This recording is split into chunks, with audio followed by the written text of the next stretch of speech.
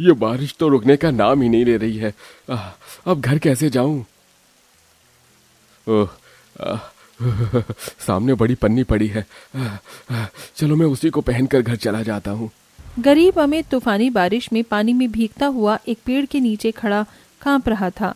तभी वो सामने उस बड़े से कचरे के ढेर के पास आता है और वहां से खराब बड़ी सी पन्नी उठाकर उसे अपने शरीर पर पहन लेता है। बारिश बड़े जोरों से हो रही है।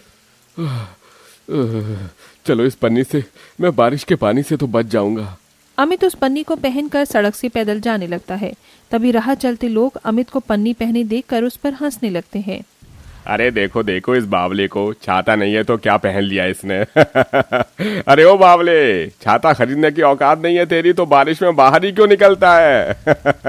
ये सुनकर अमित दुखी हो जाता है और आगे चलने लगता है। तभी आगे भी लोग अमित को देखकर उस पर हंसने लगते हैं। अरे लोगों को भी गरीबी का मजाक उड़ाने में पता नहीं क्या मजा आता है। थोड़े समय बाद अमित उसी गांव में अपने छोटे से मिट्टी के बने झोंपड़े घर के बाहर आता है, जहां घर के बाहर उसके दो बच्चे वरुण, वैशाली और उसकी पत्नी अनुजा, ये तीनों फटे पुराने कपड़े पहने खड़े थे। अनुजा, तुम तीनों यहाँ बाहर क्यों खड़े हो? जी बारिश का सारा पानी घर के अंदर आ रहा है, इसलिए हम यहाँ चौखट पर खड़े हो गए। माँ कहाँ है? जी माँ जी को मैंने पड़ोस वाली शीला बहन के घर भेज दिया था। तभी अमित अपने छोटे से घर के अंदर आता है तो अंदर उसके कच्चे घर की कच्ची छत से पानी घर के अंदर आ रहा था और उस पानी से घर में रखे मिट्टी के बर्तन, मिट्टी, लकड़ियों के सामान खराब हो गए थे। पूरे घर में पानी ही पानी भर चुका था। अनुजा, वो प्लास्टिक का टुकड़ा दो मुझे। मैं वो प्लास्टिक और पन्नी इन दोनों को काटकर दोनों को छत पर बिछा देता हूँ। तभी अमित पन्नी और प्लास्टिक को लेकर जैसे तैसे बारिश में घर के ऊपर चढ़ता है और पन्नी और प्लास्टिक को घर की छत पर बिछाकर उन पर पत्थर रखकर घर में चला आता है, जिसके बाद छत से पानी आना बंद हो जाता है। अरे वाह, अब तो बिल्कुल भी पानी नहीं आ रहा घर में। थोड़े समय बाद अनुजा अपनी सास दामिनी को घर लेकर आती है और सब साथ बैठकर खाना खाने लगते हैं। अमित अपने इस परिवार के साथ अपने इस छोटे से घर में रहकर बड़ी गरीबी अवस्था में अपना जीवन बिता रहा था। अमित का घर बहुत छोटा था। उसके घर की छत और दीवारों से बारिश का पानी घर के अंदर आता था, जिसके चलते अमित के घर में बैठा भी नहीं जाता था। बारिश का मौसम आते ही हमारे जीवन में परेशानियां बढ़ जाती हैं। अगर हमारे पास पैसे होते तो हम घर की मरम्मत करवा लेते, पर हम तो इतने गरीब हैं कि हमें 2 समय का खाना ही बड़ी मुश्किल से नसीब हो पाता है। अमित बेटा, तो किसी से कर्ज लेकर घर की मरम्मत करवा लेना। माँ, मुझ जैसे गरीब को तो कोई अपने पास खड़े भी नहीं रहने देता, तो मुझे कौन कर्जा देगा? इस संसार में गरीब का कोई वजूद नहीं है माँ। अपनी गरीबी हालत देखकर अमित और उसके परिवार वाले काफी उदास हो जाते हैं। दोस्तों, इसी को गरीब की जिंदगी कहते हैं। एक गरीब को अपने जीवन में बहुत से संघर्ष का सामना करना पड़ता है। थोड़े समय बाद सब खाना खाकर सो जाते हैं।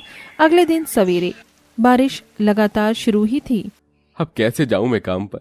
यह बारिश तो बंद होने का नाम ही नहीं ले रही है। मैंने कितनी बार कहा है आपसे कि आप थोड़े पैसे जमा करके एक छाता खरीद लीजिए। कैसे खरीदूं छाता अनुजा? मेरी कमाई तो 70 रुपए रोज है, वो भी घर खर्च में चली जाती है। चलो कोई नहीं, मैं बारिश में भीगते हुए ही काम पर चला जाता हूँ। अमित के घर पर छाता नहीं था। पिताजी रुक जाइए, हम अभी आए। तभी वैशाली और वरुण दोनों घर से बाहर चले जाते हैं। अरे वरुण, बाहर मत जाओ, बहुत बारिश हो रही है। ये बच्चे भी ना। इधर दोनों भाई बहन गांव में एक बड़े से घर के आंगन में आते हैं, जहां कई सारी बड़ी बड़ी पन्नियां पड़ी हुई थी।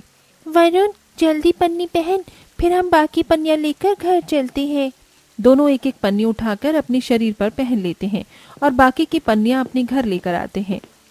पिताजी, आप ही पन्नी पहन कर जाइए, इसमें आपको पानी नहीं लगेगा।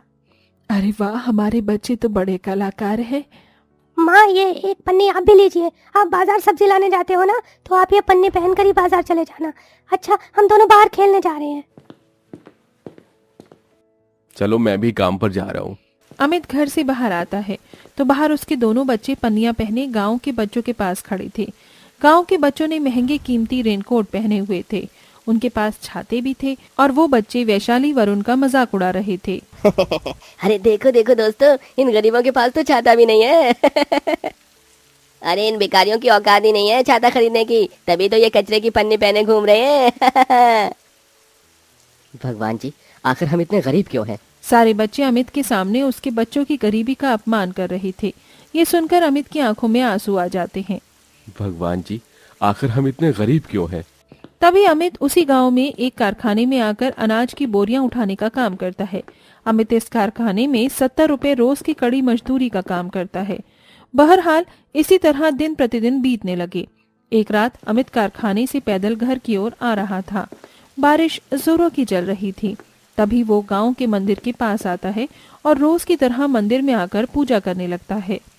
भगवान जी, आप तो जानते हो ना, मेरा परिवार कितनी कठिनाइयों से अपना जीवन बिता रहा है। हमारी गरीबी परेशानी दूर कर दीजिए भगवान जी। तभी अमित मंदिर के बाहर आता है तो उसे मंदिर की सीढ़ियों पर एक छाता पड़ा दिखाई देता है। उस समय वहां कोई नहीं था। अरे, ये छाता किसका है? शायद कोई इसे रखकर कहीं चला गया होगा। अमित बेटा, ये छाता किसी और का नहीं, तुम्हारा ही है। इसे अपने साथ ले जाओ। आप कौन हैं और आपको मेरा नाम कैसे पता? बेटा, मैं कौन हूँ, कहाँ से आया हूँ, ये सब बाद में जानना। पहले इस छाते की सहायता से तुम अपने घर जाओ, वरना बारिश के पानी में भीगने से तुम बीमार पड़ जाओगे। पर ये छाता मेरा नहीं है, मैं कैसे इस छाते को ले सकता हूँ? अरे, ये छाता मेरा है, मैं तुम्हें ये छाता उपहार में दे रहा हूँ। अब तो ले जाओ इस छाते को। तभी बाबा के कहने पर अमित वो छाता हाथ में लेकर उसे खोलता है और वहां से अपने घर आता है। छाते के नीचे आने से अमित बारिश में गीला नहीं होता। तभी अमित घर आकर सबको वो छाता दिखाता है। भला हो उस भले इंसान का जिन्होंने तुझे ये छाता दिया। तभी अचानक उस छाते से इतने सारे छाते बाहर निकल आते हैं कि उन छातों से अमित का पूरा घर भर जाता है। ये चमत्कार देखकर सबके होश उड़ जाते हैं। अरे अरे, ये क्या हो रहा है? इतने सारे छाते कैसे निकले इस छाते से? पिताजी, ये क्या हो रहा है? इतने सारे छाते कहाँ से आए? तभी उस छाते से आवाज आती है जो छाता अमित साथ लाया था। इतना चौंकने की जरूरत नहीं है अमित, मैं एक जादुई छाता हूँ। तुम्हारे जीवन की परेशानियां और तुम्हारे दुखों को दूर करने ही मैं तुम्हारे पास आया हूँ। ये सारे छाते मैंने अपने जादू से तुम्हें दिए हैं। मैं रोज तुम्हें कई सारे छाते दूंगा और तुम इन छातों को बेचकर अपनी गरीबी दूर करते जाना। ये सुनकर अमित और उसके परिवार वाले काफी खुश हो जाते हैं। अरे, क्या तुम एक जादुई छाता हो? ये तो कमाल हो गया, हमारे पास जादुई छाता आ गया। हमारे पास तो कितनी सारी छाते आ गई। अब हम भी बारिश में बाहर छाता लेकर घूमेंगे। ये जादुई छाते, हम गरीबों के जीवन में आकर तुमने हमें जीने की एक नई राह दिखा दी। तुम्हारा बहुत बहुत धन्यवाद जादुई छाते। अनुजा, ये छाते बेचकर तो हमारी सारी गरीबी दूर हो जाएगी। तभी अगले दिन अमित अनुजा दोनों कई सारे छाते लेकर गांव में आते हैं। छाते ले लो, छाते बढ़िया बढ़िया मजबूत छाते ले लो, केवल 100 रुपए में एक छाता खरीदिए, केवल 100 रुपए। अरे वाह, केवल 100 रुपए में छाता? अरे भाई, हमें 2 अच्छे वाले छाते देना। तभी अमित दोनों को 2 छाते देकर उनसे पैसे लेता है। देखो अनुजा, हमारे 2 छाते तो हाथों हाथ बिक गए। बस इसी तरह हमारे सारे छाते बिक जाएं। तभी दोनों मिलकर सारा दिन पूरे गांव में घूम घूम कर छाते बेचने लगते हैं। शाम तक उनके सारे छाते बिक जाते हैं। वाह वाह वाह, कितने सारे पैसे आ गए हमारे पास। तभी अमित और अनुजा उन पैसों से थोड़ा राशन घर लेकर आते हैं और बढ़िया सा खाना बनाकर अपने परिवार के साथ खाते हैं। इसी तरह वो जादुई छाता अमित को रोज रोज कई सारे छाते देने लगा और अमित अपने परिवार के साथ रोज रोज छाते बेचकर अपनी गरीबी दूर करता गया।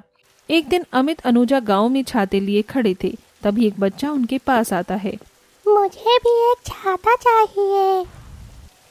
बेटा, तुम्हारे पास पैसे हैं? मेरे पास तो बस 1 रुपया ही है। बेटा, इतने पैसों में नहीं आता छाता। बच्चा वहां से उदास जाने लगता है। रुक जाओ बेटा, वो 1 रुपया लाओ और ये लो छाता। अमित 1 रुपया लेकर एक छाता उस गरीब बच्चे को दे देता है। वो बच्चा वो छाता लेकर बड़ा ही खुश हो जाता है। देखो अनुजा, वो बच्चा कितना खुश हो गया। अब से हम गरीब लोगों को 1 रुपए में ही छाता बेचेंगे, ताकि गरीब से गरीब इंसान भी बारिश के पानी से बच सके। उसके बाद से अमित अनुजा गरीबों को 1 रुपए में छाता बेचने लगे और अमीरों को 100 रुपए में छाता बेचते। खुशी खुशी अपना जीवन भी बिताने लगे।